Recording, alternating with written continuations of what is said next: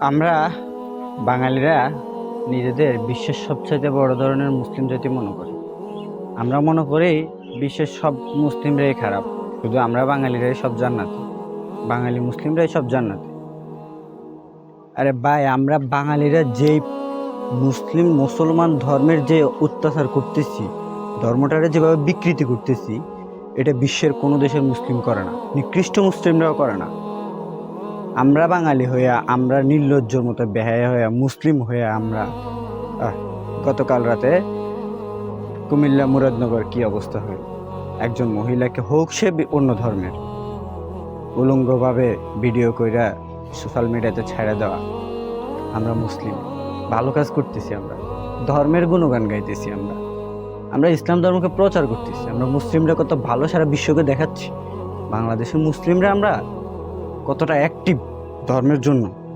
অন্য ধর্মের মানুষ থাকতে পারবে না, অন্য ধর্মের মানুষ সুন্দর শান্তিভাবে বাঁচতে পারবে না, আমরা সেটা হতে দিচ্ছি না। দরকার নাই তো, শুধু মুসলিমরাই থাকবে।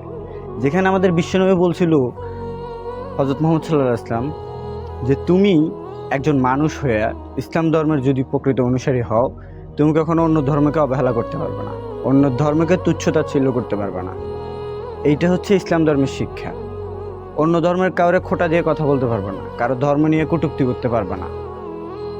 তুমি তোমার ধর্ম পালন করো, তোমার ধর্মের সঠিক সত্যতা প্রকাশ করো, সেটা দেখে মানুষ তোমার ধর্মের প্রতি অগ্রসর হবে। এইটাই হচ্ছে ইসলামের নীতি। ইসলাম বলে নাই কাউকে হত্যা করতে, খুন করতে, মারা ফেলতে। ইসলাম হচ্ছে শান্তির ধর্ম, শান্তি বজায় রাখতে বলছে, বুঝছেন? ইসলাম শান্তিপূর্ণ ধর্ম, শান্তি বজায় রাখতে বলছে। ইসলাম অসাম্প্রদায়িক দান্দা সেটা সৃষ্টি করতে বলে নাই। রক্তারক্তি, খুনাখুনি, হামলা মামলা, এগুলো ইসলাম বলে নাই। ইসলাম শান্তিপূর্ণভাবে বলছে, শান্তিপূর্ণভাবে মানুষকে দাওয়াত দিতে বলছে, আহ্বান দিতে বলছে, বুঝাইতে বলছে। যাই হোক, ভালো থাকবেন সবাই। আমার ভুল হইলে আমাকে ক্ষমা করবেন। আমরা লজ্জিত জাতি।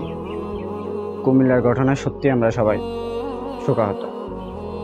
এরকম নিন্দুকের বিচার হওয়ার দরকার। ধন্যবাদ সবাইকে, ভালো থাকবেন। আল্লাহ হাফেজ।